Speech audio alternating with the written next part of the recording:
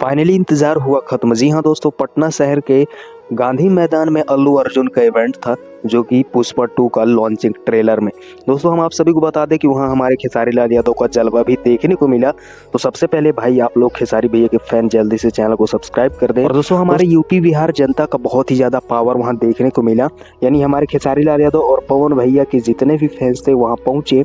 और दोस्तों हमारी भोजपुरी इंडस्ट्री के लिए बड़ी गर्व की बात है। और दोस्तों हमारे लिए बड़ी गर्व की बात है कि भोजपुरी इंडस्ट्री में कोई अल्लू अर्जुन जैसे साउथ इंडस्ट्री का हीरो आकर सबसे बड़ी फिल्म पुष्पा 2 ट्रेलर लॉन्चिंग के लिए इवेंट हुआ, और इससे हमारी भोजपुरी इंडस्ट्री का बहुत ही बड़ा नाम होता है गाइस। दोस्तों वहाँ हमें रश्मिका मंदाना भी देखने को मिली, जिसकी वजह से कार्यक्रम जो है और भी तगड़ा हो गया। और वहाँ पे हमारे भोजपुरी भाषा का भी प्रयोग किया रश्मिका मंदाना। तो गाइस बहुत ही बड़ा स्टेज शो था और बड़ी गर्व की बात है, बड़ी खुशी की बात है खेसारी लाल यादव के लिए और पवन भैया के लिए, क्योंकि इनके वजह से हमारी भोजपुरी इंडस्ट्री आगे गई है।